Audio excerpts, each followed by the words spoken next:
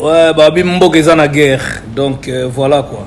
Mutu moko amela masanga te mikolo nyonso mboka eza na guerre. Mutu moko pe alia te. Donc mikolo nyonso pas question de kolia mboka eza na guerre. Donc voilà. Mboka eza na guerre, kocha mwasi litoi te, donc mboka eza na guerre. Mutu pas sala te. Miyibi boyiba te. Oyo nyonso o ngai évangéliste passé pas question donc mutasa elo tembo. Dadju, non, qui va nous faire un argument. Oh, mais c'est logo, ça un argument. Oh, Dadju, azaki na concert na Rwanda, à Longoliango, ndeni bato wenge, ba okende ko beta stade Dadju kutalongo. Dadju a na Canada, beti ndula, boy ndula Rwanda. Ma beti na Canada a passé message. La nuit qui vient de passer là, Dadju a joué au Parc des Princes. A passé message sous il y a agression au Congo. A passé force na ba soda. Mais pour nini bolingite wenge ekota na station yo moni au stade te vanda na yo concert salibine logo te concert za kutu mama na plateau oyo mutu nyonso to azana argument aya ko pesa ngo parce que il y aura des presses mondiales bah tu as partout dans le monde ba oya ba otamu sa micro ba poser ba to ba question prépare-toi un beau discours oyo mukile ko yoka mais kosala te loko mo vandi musique est bête à terre. Bon, le moment pourquoi musique est bête à terre? Oh, les pays est en guerre. Mais aux Aliboma, ça fait 20 ans. Plus de 20 ans, les pays est en guerre. Mon docteur Mukwenge a joué trophée. Ça fait combien d'années docteur Mukwenge a joué trophée? Trophée docteur Mukwenge a joué disque d'or à Yembaginze Mouni. A joué trophée pour nous réparer ba Nyabora. Donc, nous sommes spécialistes en réparation des Nyabora. Ba reconnaître étant que grand réparateur à Nyabou. Vous voyez bien, pour votre formation, nous les wana ya wenge, nous les oyo kozala pour la première fois na Congo avec une diffusion mondiale. Yaba américaine. Le 21 juin, on a la fête de la musique. L'Europe est en guerre. Parce que la France, comme on est là, on est en guerre. Et vous verrez même, dans le festival de la musique, dans l'Europe, les drapeaux, il y a Peace and Love. Peace and Love. Oh, il y a arc-en-ciel, drapeau arc-en-ciel. Et puis c'est écrit noir. Pourquoi drapeau n'est-ce? Parce que dans le podium, c'est là où on véhicule plus les grands messages. Contre beaucoup de manifestants. Surtout contre la musique pour la guerre dans l'Est. C'est l'occasion. Ça sera l'occasion où message il y a informer le monde entier que nous sommes agressés par les Rwandais. Oh, les femmes fortes, boande ba bourreau, ba mama bourrumuntu, ba mama vimbovi, ba mama minene. Bino ce que ce sont ba mama vimbovi, boye contre ndoule. Est-ce que bo réfléchissement en bolo? Bino ce que manifestation au bosali ya mukie, ba marche moko ekonda, eleki kana ba YouTube ba congolais, ba moni bino te na monde. Te dire là il y a un réseau, il y a plateforme, au monde boga yo mo ya gona américain, yende muta son et image. Boya kuna, moni biko bozo ba bourreau. Bosa loka ba fille ba zana ba Ukraine, ba femelle. Bino siko boza ba vimbovi, ba bourrumuntu. Moni siko ki bourrumuntu na mino boana ngona bosa la scandale. Moni siko donc boya siko loka te dire les, aoya na TV mondiale. Boye pena na ba string pena ya lingwanda epoka Tarzan. Oui non, tu ba mona pena donc vimbo via la string donc ba commence ko ba tia couleur non à la guerre. Na fela obina na ndombolo. Ndombolo to boyi bitumba. Biso to lela fete et qu'est-ce que partout dans le monde oh ba mama burumuntu ya Congo ba yaki ba boaki maputa tala ba fela. Ba femelle ba momi on ba mannequin au senti ba petite no senti ba actrice ba beauté liboma mais bango ba yaka bodongo ka buba longo biloko to ngai mabili ba toto liango itili masiko ba yaka nango siko o mona ba yaka to kanga misu ba kangi misu te ba kotala mais message ezalaka toujours on veut pas de ceci on veut pas de ceci ba yaka na message parce que bino boya pe na message bozu sikoyo bo bimeli batu na kati ya stade Kamanyola wana boye ba mama burumutu bozu sikoyo bo bwaki maputa tala burumutu te dire le aocha drone sikoyo zozwa eke mokili mobimba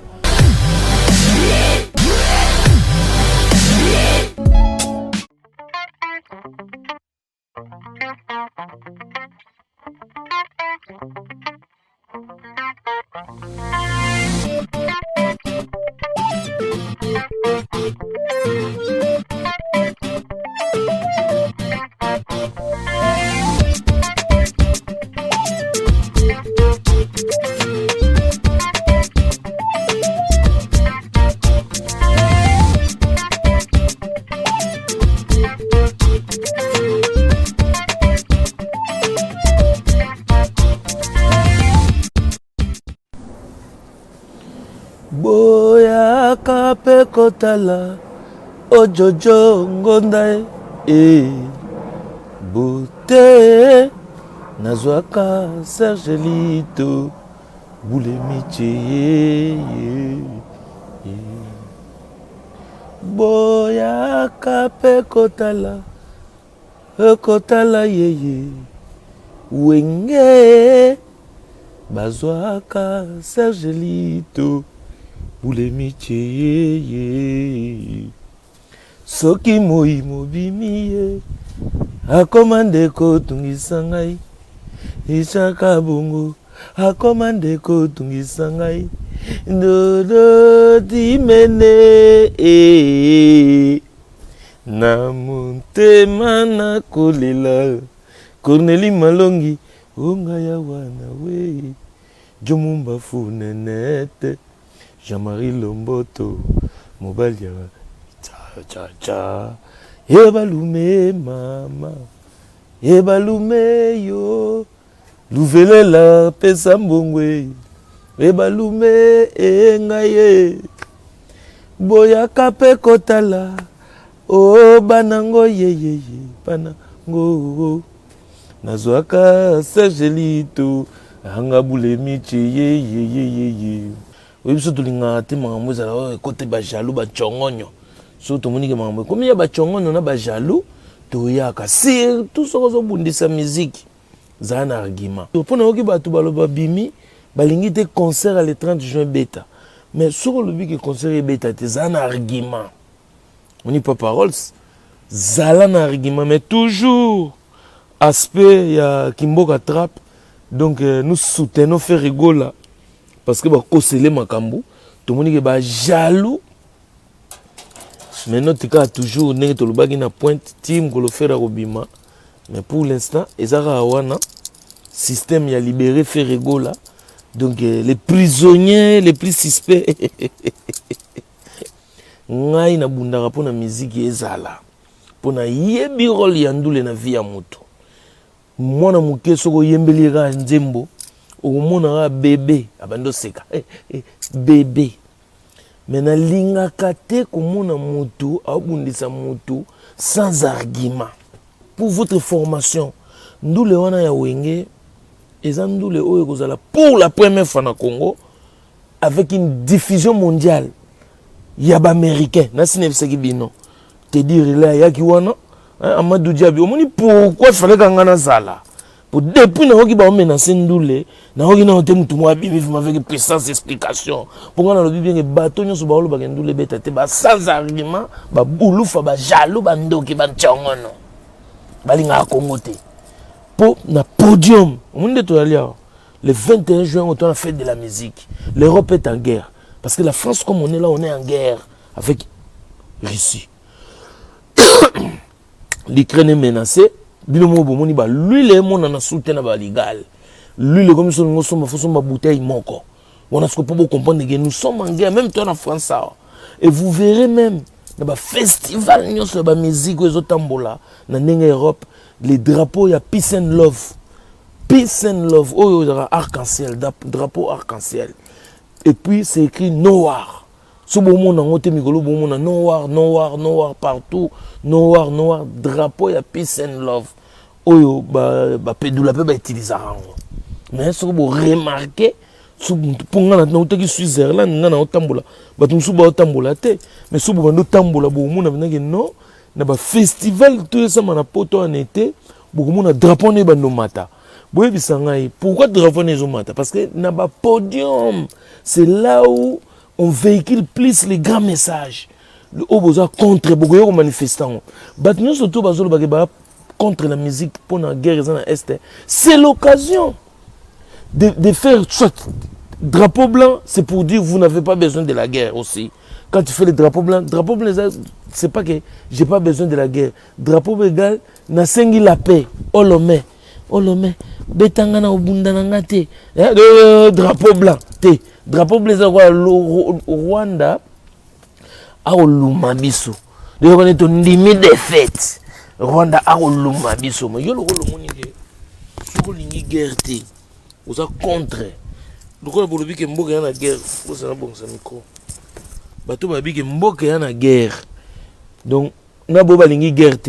Bato ya Olomé. Bato Olomé, ba Molière. Bino bozo drapeau blanc, ba dra. Ya pembe. Boya na on stade. Botombola. Te Rwanda. Loko yoza mindu kebele biso to bona biso to bunda te. Ya na on stade. Donc, sans obéta yo te drapeau blanc.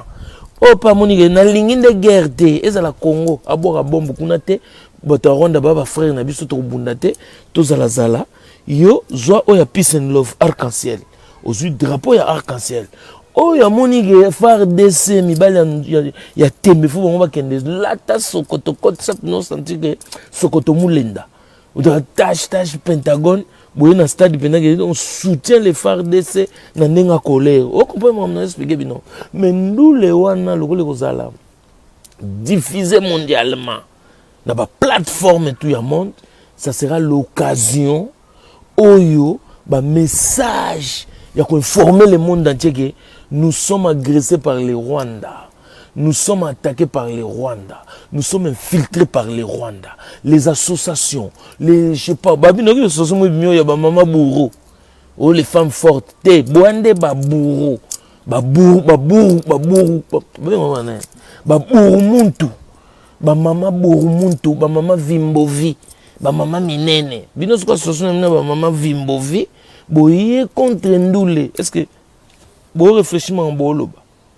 Bino siko manifestation au bosali ya mukie ba marche moko ekonda elegika na ba YouTube ba congolais ba moni bino te na monde te dire là il y a un réseau il y a plateforme au moni boga yo mo ya gona américain yende muta son et image boya kuna moni biko bozo ba bourreau bosa loka ba fille ba zana ba Ukraine ba femelle bino siko boza ba vimbovi ba bourreau muntu monisiko ki bourreau muntu na mino bwana ngona bosa la scandale monisiko no donc boya siko lokola te dire le aoya na TV mondial boye pena na ba string pena ya lingwanda epoka Tarzan oui non tuko ba mona pena donc vimbo via la string donc ba commence ko ba tia couleur non à la guerre na fela obina na ndombolo to boyi bitumba biso to lela fete.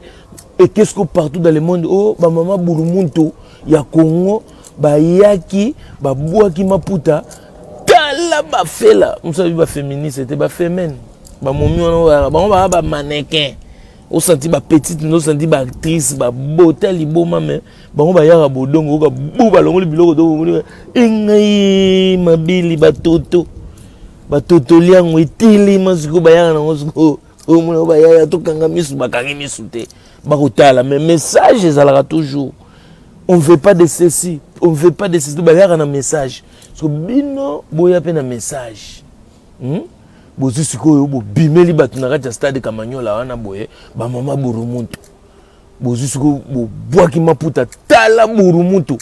Te dire aucha drone sikoyo zo. Ekimukeli mobimba. Daju, non ki batunso pesa ba argument. Obiso muniselo gogo zana argument. Oh Daju azaki na concert na Rwanda alongoli yango ndenge bato wenge ba okende ko beta stade Daju kutalongoli Daju akende na Canada beti ndula boy ndula Rwanda ma beti na Canada a passé message La nuit là, la nuit qui vient de passer là, Dadju a joué au Parc des Princes. A passé message sous il y a agression au Congo. A passé force na ba soda. Mais pour nini bolingite wenge ekota na sa so yo moni au destate vanda na yo. Ene tinga ba longolinga yo. Moti na pemi nanga. Mais na ko ndima te soki bino bobanyo na ba argument moko oyo vumeza na ngote ke ya ndule. Oyo eza batu oyo bazokanisa so ndule wana beti. Batu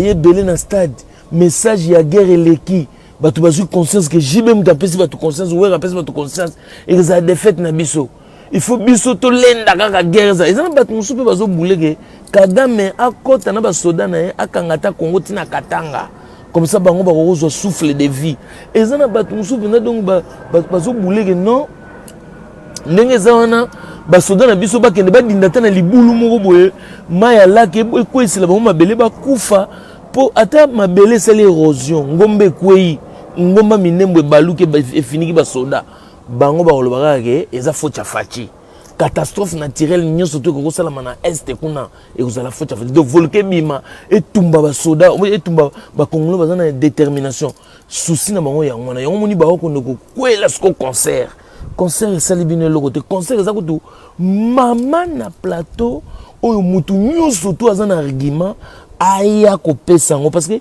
il y aura des presses mondiales bato ya partout dans le monde baoya baotambusa micro baoposer bato baquestion prépare-toi un beau discours oyo mokili koyoka mais kosala te eloko moko vandi musique ekabeta te biso bon lobama pourquoi musique ekabeta te o le pays est en guerre mais oza liboma ça fait 20 ans.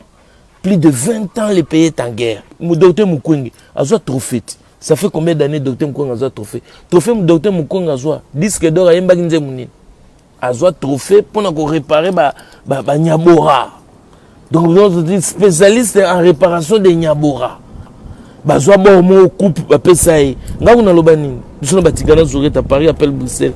Tu as mais non. Comment vieux a un couple, il y a réparation et Nyabora. Reconnaître étant que grand réparateur à Nyabou. Boye bien. Donc ça fait combien d'années Boyebi que vient à Zoa coupe pendant combien d'années? On ce trophée de Nino. Ce qui est l'homme de la paix, l'homme moins bon, l'homme international. À Zoa yango combien d'années? À Zoa on peut amandako binandombolo.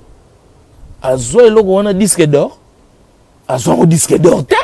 Parce que vous avez dit que bon, bah, personne qui ont le bosso, bah, multinational, bah, star, mystique, bah, nini, a expliqué.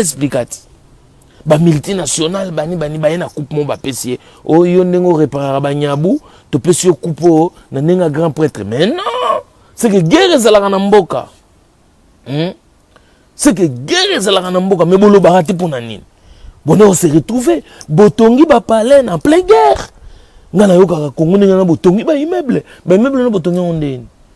Guerre ezakite na mboka prix Nobel donc via bon prix Nobel bino botongi ba immeuble botongi bilondo et comme ka RK Madou Diaby fa betsa wenge le bokomi oteza mbonga fachi o eza fachi donc mbala moko bobimi bongo bo se transformer boyebi pe que guerre on ndenge eza ba congolais pe o bakendeki na système akatanga basali ba raisonnement bazana ba Kagame basala ba idéologie bongi bo profiter oh non moni le pays est en guerre non c'est que on concert on a wenge et si sa guerre concert on a fait bêta pour ceux qui te landi bino bato bozobo ya concert bêta bozana argumenté puis ne totali na nenga idéologie te comprendre que non c'est que concert on se bêti guerre ici là le rôle micro ya wenge micro jibe comme obi micro ya were comme obi s'attendait guitare ya le makaba et comme na ebité grenade d'où matiti na eza char de combat ndula na fait bêta wana pe ngala lobi ndula na fait bêta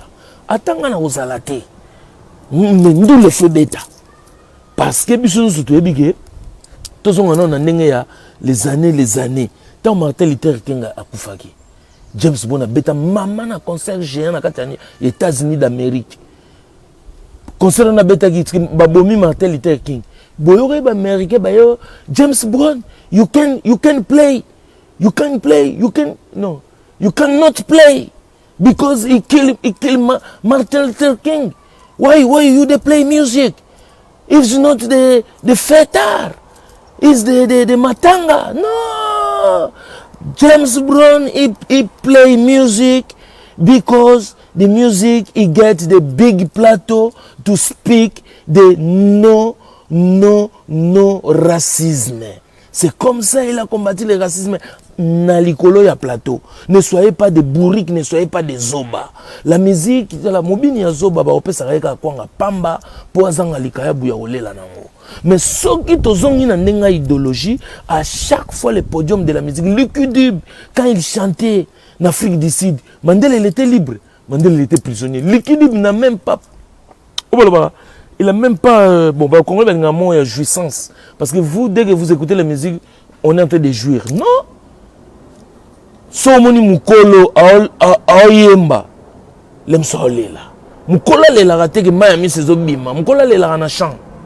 Mukolo tu bambiaka bankale okomona ngate na olela mama mono ngana kufite oyino kolela ndenge mono kange kanga malonge kanga mono kange kanga malonga mono kanga malonga bidiaka di mane konistar yebisa bangoko mubali alelaka teke no one mamba bana basi so moni mukolo aoyemba aolela likidi ayemba beta ba concert yeah. When you see the black man, I see the image of God. When I see the white man, I see the image of God. When I see the yellow man, I see the image of God. Bas podium tout liquide ba beta na mana obundani non racisme mais et ça là les lo liquide grand prêtre na obude mais tant Mandela bimi noir ya Sud-Afrique azu liberté comme konja liquide bana ba bomai ba noir agression kick jegging ba botole godoma ba leki noko a sala kututa a profiter tana isengo mboka te. Mais bino bozana ozogono oh les gens ils vont jouir non oh toi quand tu écoutes la musique tu jouis quoi c'est quoi vos termes à la con là oh bah jouissance mais vous êtes des malades tout le monde ne peut pas aller au front mais quelle est cette façon là les peuples congolais banakin non sabinoko le 30 juin venez au stade ngamona ki ngana lobela suma mandulote mais là je vous invite en masse, je ne sais pas, en masse, en gogo, en beaucoup, en dominant les nombres. Ce que c'est de Ekoya, venez nombreux pour, ce n'est même plus pour soutenir les Wenge Musique, mais pour dire non au Rwanda. Le monde va redémarrer le 30 juin. Réinitialisation de la rumba congolaise, de la musique. Et puis, nayoki moi parti au bâti il y a rap il y a wenge en tout cas c'est une vérité wenge ba vidate na regretter kana ozalate mais yembeli wana ngamona vena donc qui passage à Douma Titina kutu kun ya solo kini e bouger banani oya tokoyokana sango bajeno mango kitoko bonzengai noki emeli akebo emanda koti boye jiba peseli boye ubakala ibwinge ma ubakala ibwinge amigenda guna yango soko bato bandalo bo fere ayemba te aobeta parce que emeli ayemba kala ibwinge yoka placement ya voix ya pique son manda chante azopesa ma nabianga ye ovene faina zalabda ukalanga imeni yamikendi kifiti kipata mene mama amigenda guna gudile amina kindumwe kumayumbwe amigenda kuna kufiti kisama mbwe mwanoyo mwanoyo Congo DC. Bozala on a le 30 juin et vous allez diffuser partout. Donc soutenir le concert wana pour te comprendre que d'où ma petite n'est bon on a bombe vocal à JB comme s'attendait vocal ya wera son eza maman na obi et mel ya pique son eza mirage manda chante loko boaka eza la poudre chimique oyo ko baby sa misu ya ba rwandais et puis et ko pesa fièvre na ba te belé donc wenge musica balobi non à la violence faite au Congo. Non à la violence faite au Congo. Donc, bah, jaloux, beaucoup de arguments.